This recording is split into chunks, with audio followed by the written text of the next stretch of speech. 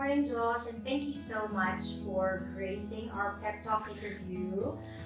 Your journey has really been inspirational, most especially how you've actually built your network in your chosen niche. So, thank you so much again, and I know for sure that this particular interview are going to inspire all of our new and upcoming partners. So, Josh, tell us about yourself, your hobbies, your interests, and what do you do when you're not working? I'm a massive sports person. I love playing sport on the weekend. I'm into my boutique craft beers, so I often enjoy one or two of them after playing baseball each week. And I love gaming on my PS4. Yeah, that's what I'll be doing most of the weekend. A bit of a background about myself is I've been in the accounting industry for about 10 years. And prior to joining the Codex, I started to take an interest in cloud technology, and that's how I started to stalk a Codex. Nice, and I heard that you're now into hiking as well. Yeah. Yeah, I'm definitely feeling sore after the hike up Lofty on Saturday, but it's good fun. That's great. So Josh, tell us about how you heard about a Codex and what made you decide to join. So it would have been about 3 or 4 years ago when I started to hear about cloud technology and Xero. So I was kind of just looking at who were the bigger players in Adelaide, and that's when a Codex popped up on my radar, and I was just tagging along with them, seeing what they were doing, and if I wanted to go out on my own, what I would be looking to do. And in the end, I made the decision why try to compete with them and join them, because that was going to be a lot easier, and I loved what they were doing. So Josh, my question is, so before joining Codex, were you working full-time at another firm? Yep. And were you thinking into getting into a Codex part-time, or did you go in full-time? So I was working full-time as a senior accountant. I did have a bookkeeping practice that I was managing part-time, but I definitely thought that if I was going to make the decision to go out on my own, it would be full-time. I wouldn't consider part-time just because I wanted to dive in fully, and I feel if I was working part-time, I'd struggle to maintain that balance, and I felt if I was part-time, it might hinder my growth a little bit as well. So what was the turning point for you? When did you say to yourself, you know what, let's do this full-time? So I had been with my previous employer for a year, and I had been managing his clients pretty much for myself, doing everything, reviewing and all that sort of work. And I kind of came to the realization that it was like I could be doing this for myself. I had a conversation with my employer. They were wanting to lock me in for the next 3 years. And I pretty much said, my heart's not going to be in it for 3 years. I want to do this for myself, because I feel the services that we were providing wasn't really what I wanted.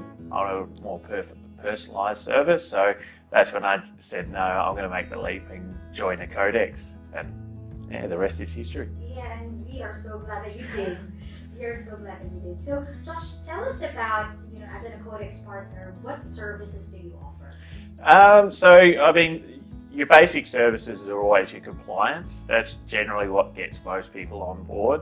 And then what I like to do is, once I've got them on board, start talking about their goals of their business and why they're in business, find out their purpose for being in business, and then try work some sort of advisory services on helping them to achieve their goals. So it definitely starts with compliance and moves a little bit into advisory, and then intertwined with that is a little bit of technology as well, because sometimes you can use technology to streamline workflows and really drive efficiencies in the business. So it's kind of a woven package, but you definitely start with compliance.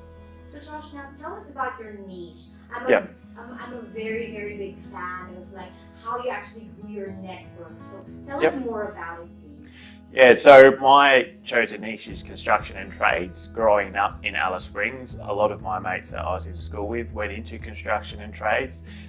So I've always been around the industry, and I've got relatives and family that are still in the industry. So it's something that I like the construction and trades industry, but I'm hopeless with my hands. So I was never going to be able to join the industry. So it was just a way for me to still have an active involvement in the industry.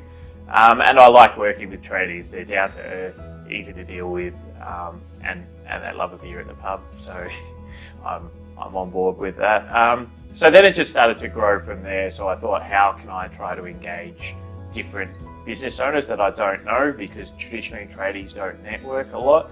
So that's when I decided I would start targeting associations and affiliate providers to those businesses, and that's really started to expand my network. And I now host a tradie meetup group that meets every month. So yeah, it's been really enjoyable, and I've loved it. Yeah. Great. In terms of, because you mentioned that you did target associations. Yep. How did you go about that? Like the practical things that you did?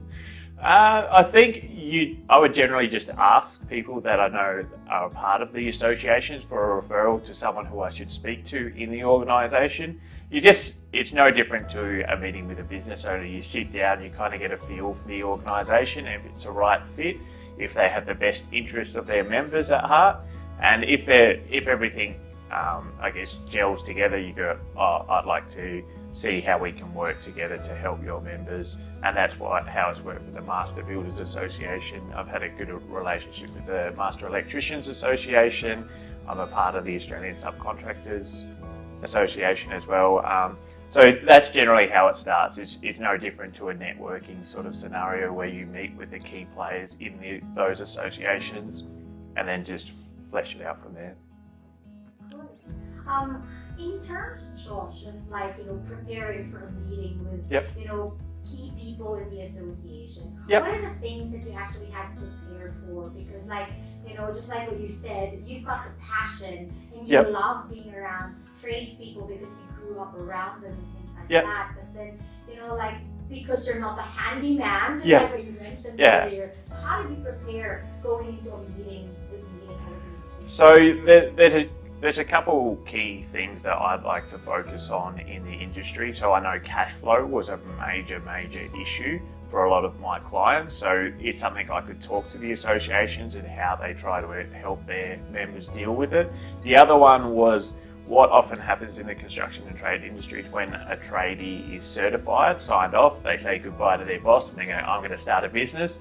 And they never really learn how to operate a business, what they need to know, key financial information. So I chat to them about those issues, and if I get a good response and they're really actively looking to help their members in those areas, that's generally how the conversation progresses. Like Josh, from the way that I'm talking to you right now, you've actually got this passion for not just, being their accountant, but also, seeing them grow and seeing their business grow as well with your help, more like the advisory part of it. But I would just like to ask, how has actually a codex helped you in growing your business? I've learned so much from a codex. It's been awesome. Starting off from the base, I knew compliance really well, but I had no idea how to go out and network and win clients and that sort of stuff. So definitely the sales labs, the advisory labs, just being able to talk to other partners. And so Chris has been awesome, Marcus has been awesome, Patty G, Andy, Tom, they've all helped me grow my business in various parts. But it's just been really the training that a codex has provided that's been of awesome benefit to me. Right. A lot of the new partners are actually asking, so how much do you work in a week? It's definitely over 40 hours in a week. There's no denying that. It'd probably be between 50 and 60. But the difference being it's work that I enjoy doing. So when I'm sitting at home, it doesn't really feel like work a lot of the time. I will. So that's I guess is the difference. It's more rewarding than your standard 40-hour week. All right, all good. Also, another question is, there are some of our partners are actually working part-time, part-time at Codex and full-time in another company. When do you think is the best time to transition? So in terms of client base or revenue, how much do you think they should be earning? Based on how you started out, when did you actually start Uh, working on your own? It's a really good question. It's always difficult to try to define because it comes down to your personal circumstances. Like I was just able that when I made the decision to go full time, I only had about $20,000 I knew in fees. So I knew that if I was going to dive in, I need to work my butt off. Otherwise, I'm not paying my bills. But Katie, also my fiance, was she's got a well-paying job. She was able to support me. She's given me the proviso that she supported me in the first year. That means she can retire 5 years early and I still work. So I'm not sure I got the best end of the deal there, but it's just what happens. So I think it comes down to your personal set of circumstances. So for me, I had the support of Katie, my partner. I had a lot of money stashed away. I was ahead in my home loan, so that pressure wasn't really, I don't have any kids yet, that's another one. So I didn't really have those financial pressures that were kind of tying me to the stability of a part-time role. So it comes down to your personal circumstances.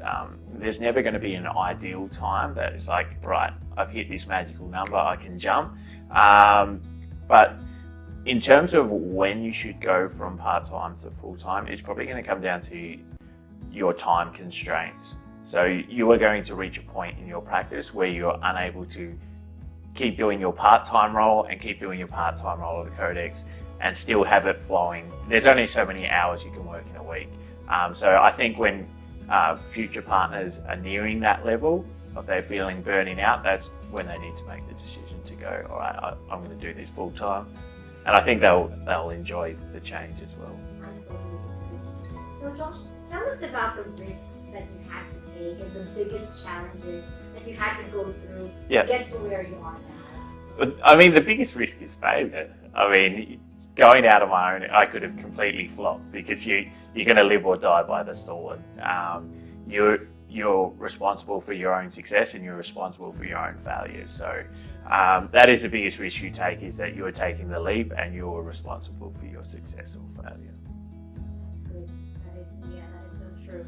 So Josh, just to end, what are the 3 pieces of advice that you would like to give to our new partners? All right, I gave this a bit of thought. So I think the first one is value yourself. You know your own skills and abilities, so back yourself in. Value the services you provide. It's quite easy when you're starting off and you're trying to win fees is to discount your services to try win those deals. It will end up costing you in the end. And the final one is don't be afraid to add some personality to the service you provided. I think the accounting industry does a good job of beating any personality out of an accountant. So I feel clients will enjoy your personality. So really try build your services about your personal brand. That is so good. Josh, thank you again so much. I know that a lot of the partners have gotten a lot from this interview. Thank you very much. Love seeing you grow. Love seeing you network and grow your brand. And thank you again. Thanks, Lindsay.